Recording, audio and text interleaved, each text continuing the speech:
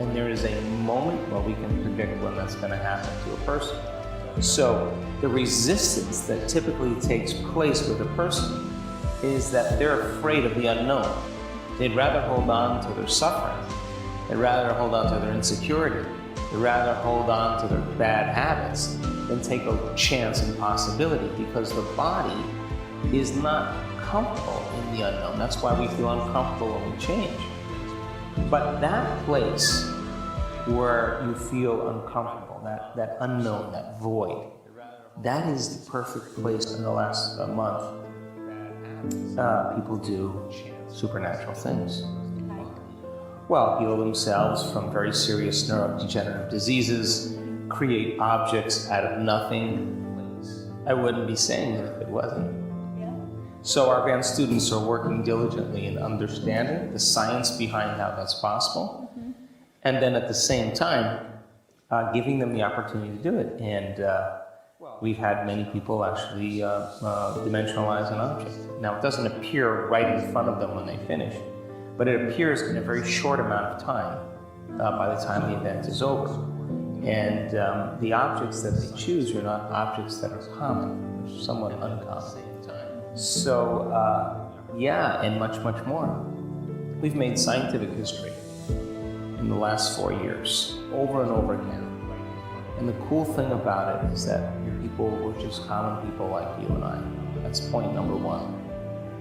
Point number two is that we use science as the model, the language, to demystify the mystical. And that when you start talking about religion and culture, tradition, you divide an audience.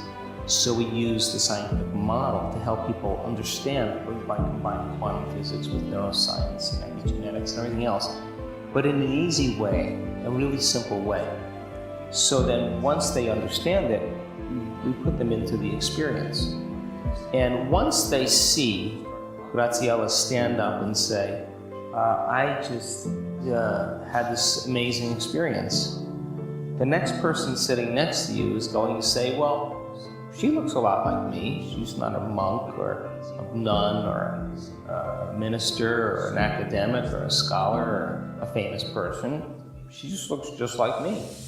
And so we're breaking through that barrier now. And the beauty behind it is that anybody can do it. I just witnessed it in Seattle this past weekend. Our advanced students were working on healing others, and a woman with a very serious neurodegenerative disease who had difficulty walking, who had difficulty speaking, who had difficulty thinking, had a very, very significant change in her health. She was never touched during the process. And she was in front of an audience of just about 500 people. And on the stage, I walked on the stage and she was standing up and sitting down, standing up and sitting down, standing up and sitting. I had no idea what was going on. She was so happy because she hadn't been able to stand up on her own for the last 4 years. Amazing. And so I'm personally mystified when I witnessed this. And so when we asked the person who did the healing on her to stand up, it would never fit into your definition of what a spiritual person should look like. She's a woman in her 60s, just, average person, but she connected. And when you connect and it moves through you, the beauty behind it is that we break down our beliefs and our conditioned states that have us think that spirituality should be a certain way. Once we start breaking those down, then we're free. Oh, I think medicine is really amazing for acute care. I think when you break your arm or you have appendicitis or something goes wrong in an acute way, I think medicine is a great thing for acute care. When you start moving further and further into chronic care requires a lifestyle change, which means you've got to start making different choices. You got to start paying attention to your emotional states. You got to start taking care of your physical body. You got to start looking at your chemical states, and the beauty behind that is that people are beginning to wake up with the understanding that they can be a participant in their own health. And we tell people, look, if you're treating for cancer, or you're treating for diabetes, or you're treating for MS, continue your treatment. But let's add this element to see if we can quicken the process.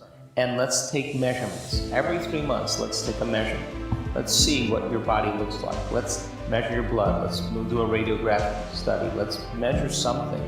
And let's see if you're in fact improving. And if you're not, let's add something or change something so that you continue to move in the right direction. So I think medicine has its place, and I think there's a great thing happening in the world right now. Information is so available. You went to your doctor 30 years ago and she told you you had this condition. You'd say, okay, what do I do? And she'd say, well, you need to do this surgery or this treatment.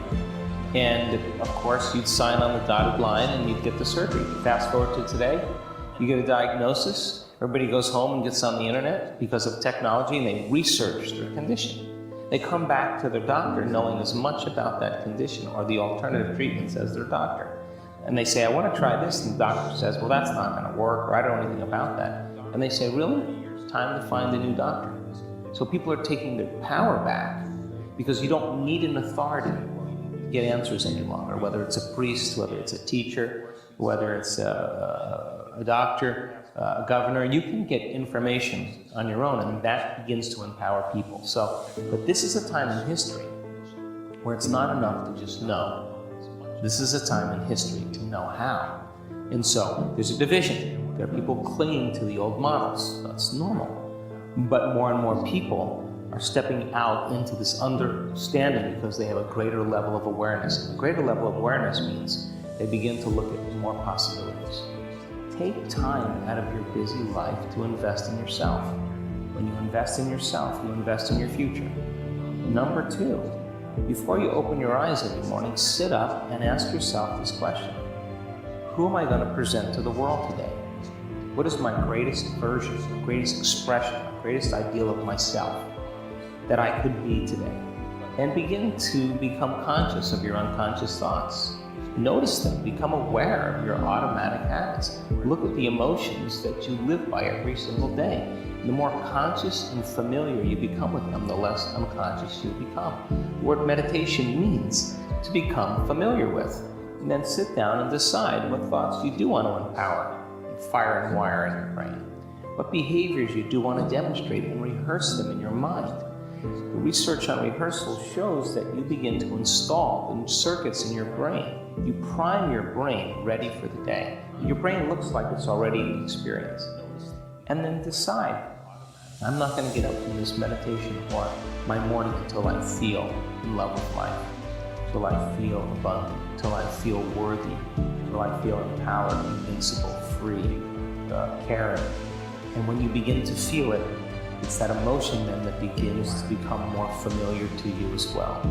And so if you get up and you can maintain that modified state of mind and body your entire day, get ready, because something unusual